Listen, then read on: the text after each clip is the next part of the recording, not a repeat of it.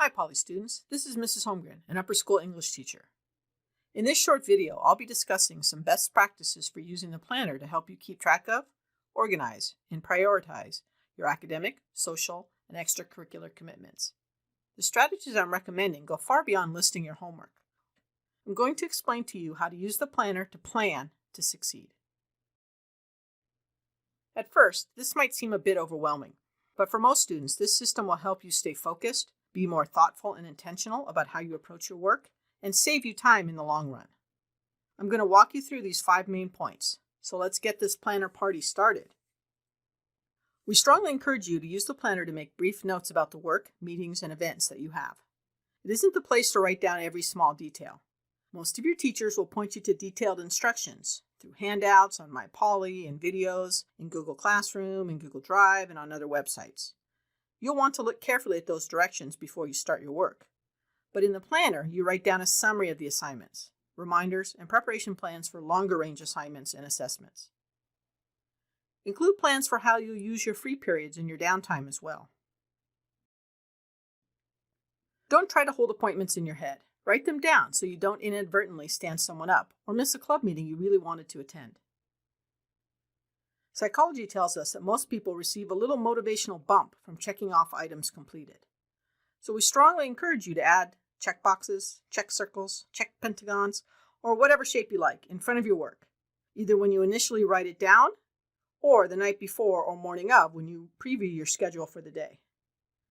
At a minimum, at least cross off the work as you do it. The next step is to prioritize the order in which you'll do your work each day.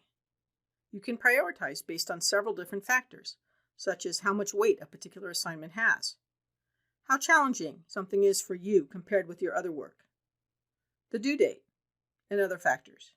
Generally, you want to do the more challenging work earlier in the evening, for example. Your criteria for prioritizing may change day to day, but have reasons you do in the order you do them. And pay attention to your focus level and preferences as you acclimate to the upper school. Try different criteria if something isn't working as well as you'd like.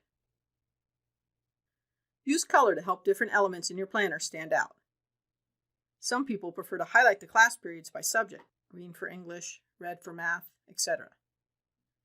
Others like to highlight the top row. Others write the work and meetings in different colors to make things stand out. Design a color scheme, try it for a few weeks, and redesign it if your first scheme doesn't work out as well as you'd like. Consistency is our last point. A planner isn't much use if you aren't writing everything in it. Everything, including your after-school commitments, whether they are poly-based or not.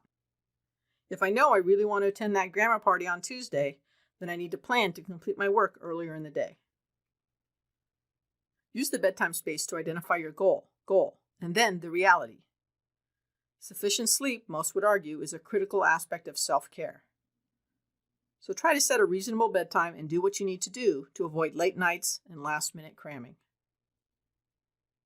Before you go, I want to show you a pretty effective planner.